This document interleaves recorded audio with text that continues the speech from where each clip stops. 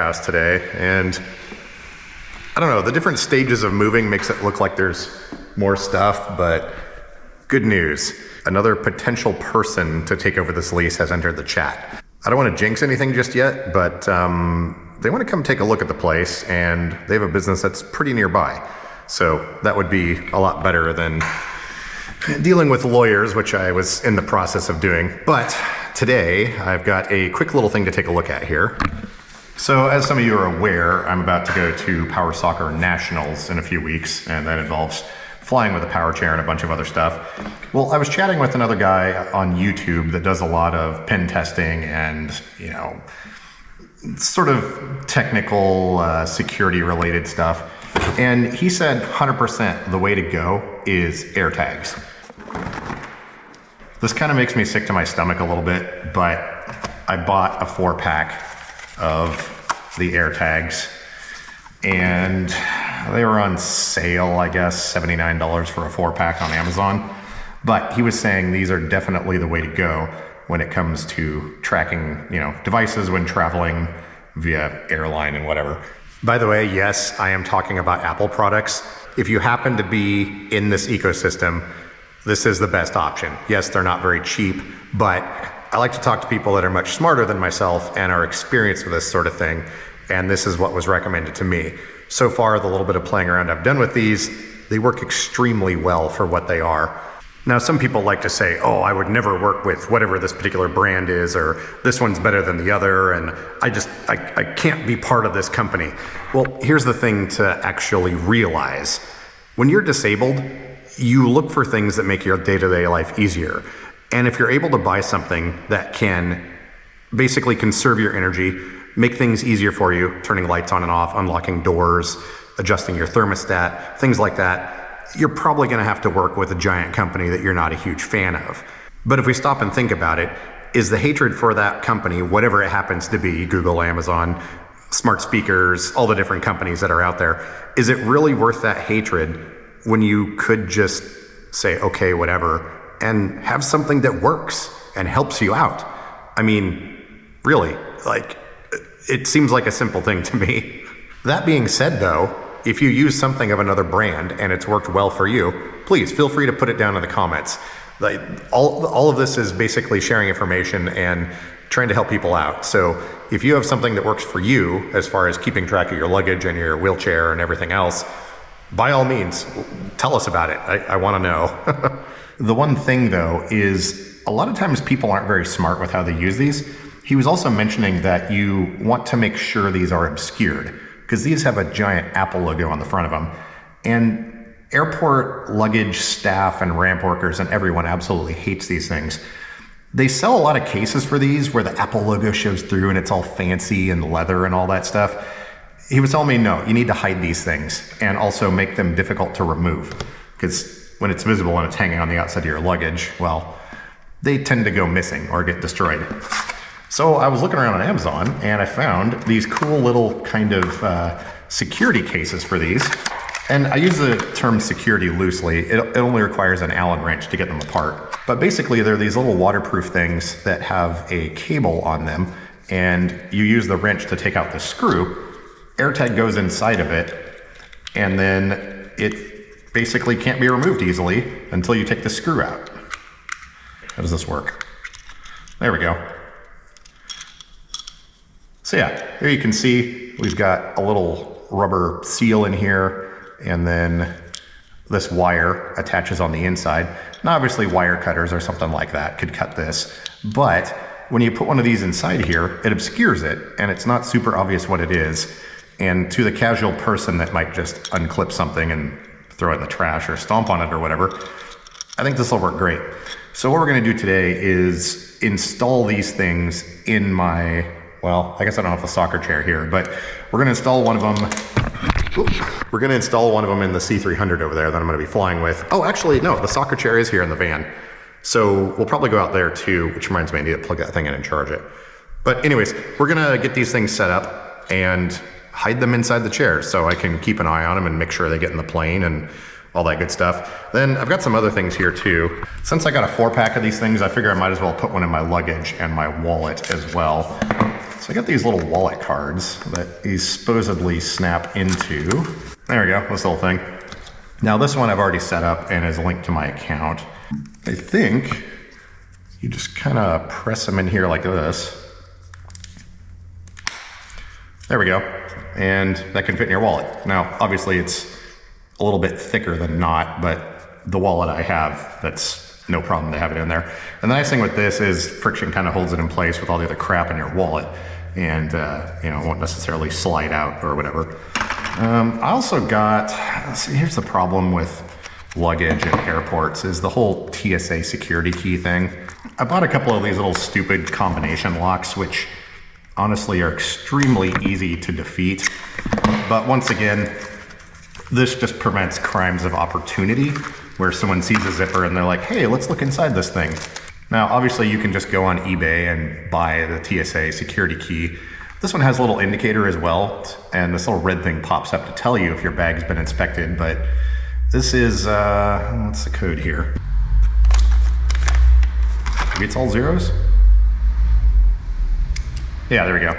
So you just basically loop this through the zippers, and like I said, this is definitely not a high security thing, but it's better than having nothing. It is made of metal and all that. I'll link these down below. I mean, I don't know. I think these are probably the coolest thing of all. And once again, I know I use a lot of Apple products and I typically buy everything used, but I don't know. I mean, in my case, I'm gonna play the cripple card and say, I need this to, I need this to survive in my travels. Or at least that's what I'm telling myself. So anyways, let me get another one of these things paired up, and then we're gonna pull the C300 over here and see where we can hide this thing. It's not as much about hiding as just making sure it won't fall off during transport. Which, by the way, if you're not aware, AirTags are basically a little GPS or tracking device. They actually don't have a GPS inside of them. They're based on a number of other devices, basically any Apple product, laptop, phone, some internet connected routers and other smart home things. There's some enterprise level routers and switches that support this as well. But basically, pull this little pin out of here. It should chirp. And then, there we go. Pops up on my phone. We'll give it a custom name. We will call this C300. There we go. Hit continue. The other cool thing too is you can set it up so that if you have these in your wallet or backpack or whatever and you leave, like if I leave this sitting here and go hop on the van and start driving it away, it'll tell me, hey, you left this thing behind. So that can be kind of handy. But yeah, these have, I think they're CR2032 batteries inside, and you can fairly easily replace them. I think they claim they last up to a year or something like that, but I'm not exactly sure. Better than the tile trackers that I used to use though, that you just had to throw away and they expired after 1 year. I think I did a video a long time ago where we took one of those apart and forcibly replaced the battery in it. And it would still keep working, but it was constantly alerting me saying, hey, this thing needs to be replaced. Okay, so here we have the locator. I wound up setting it over there. So as you can see, as I turn around, it's telling me it's behind me. So kind of a cool thing. Turns green, I guess, when you're heading in the right direction. Let's see, it's over here. Keep going, I'm driving with my wrist. Let's see. Oh, here we are, and it's vibrating. So yeah, seems to work here. All right, here's the C300. I think I'm just gonna pull this front plastic cover off and lash this thing around one of the battery cables or something maybe. Like I said, we're not trying to like hide this in any sort of secure way. I just want it to be attached to the chair such that, you know, if this thing takes an impact or whatever and pieces fall off, that the tag will not go missing. I think we'll just lash it around this battery cable right here. I think that should be good enough on the negative side. Okay, there we go. Make sure that's flat in there. Close this down. Use our little wrench. Whoops. Oh no, did that go into the forbidden zone? I think it did. Dang it. Oh, it's down there. Luckily, I had some zip ties here because I was going to zip tie the cover back on this thing. There we go. Okay, now I can tighten this down. There we go. Obviously putting this thing inside of a case is going to make the beeping noise that it makes significantly less, but let's see what that sounds like.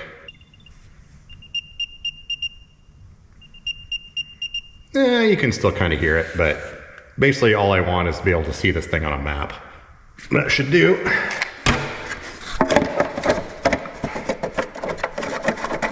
Still need to add zip ties to this back cover when I modified this to put these motors in here. Well, I don't know, whatever. Zip ties hold this together and it works good. I don't need to remove the cover that often, and it keeps things from rattling.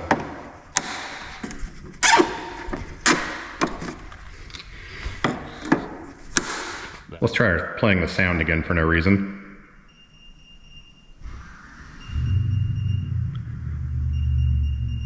Yeah, I mean, it's audible. The thing is though, you're probably gonna see this before you hear that sound because it's a giant thing. Well, here we are on the van. It's still raining out here, so we'll try and make this quick.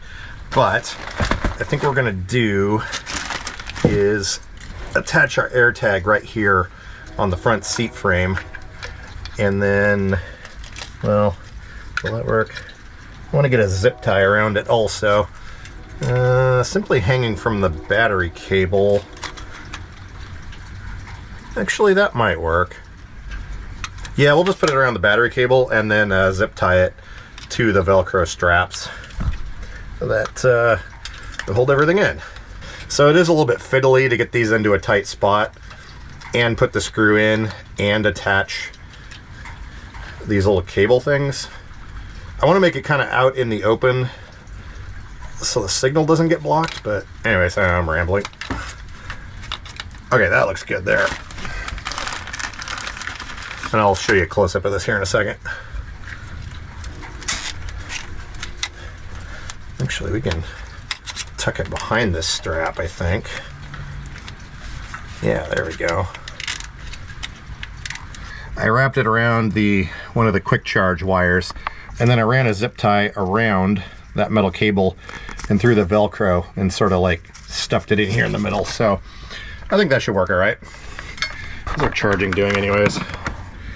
Yeah, we're getting close. Okay, it's still raining. I'm gonna get back in my chair and go inside. Sure, it's getting a little bit wet. Okay, we have that now attached. I've got one AirTag left, and that's gonna go in my luggage. Other one's in my wallet, and we've got one on the soccer chair, and then the other one here down inside the C300. By the way, I've been working away in here. I'm doing that thing where when I'm getting close to done moving, I get all the stuff and put it all along one wall. And, well, it does two things. One, it makes me feel like I'm making progress, but two, I can get a much better idea of how much is actually left. But yeah, so kind of shorter video today. I'm working on getting all this stuff out of here as soon as possible. I'm gonna get another trailer, and there's a little bit that's going on the other storage unit, but all this will fit in one trailer, no problem. And I'm just working on getting things cleaned up as much as possible for the people that want to come and take a look at it. Like I said, I don't want to jinx anything, but I had put a call into my lawyer. He was in trial for about a week, and when he gets out, I'm ready to start working on this. But if we can get that other person to take over the lease, that's good for everyone. Then I don't have to pay lawyers, I'll be able to get my deposit, and the incoming people will be able to have less than a year lease, which is great for them. So anyways, we're gonna leave it at that for now. The rest of this week is still gonna be insanely busy, so I will catch you guys Thursday on the live stream, and thanks for watching.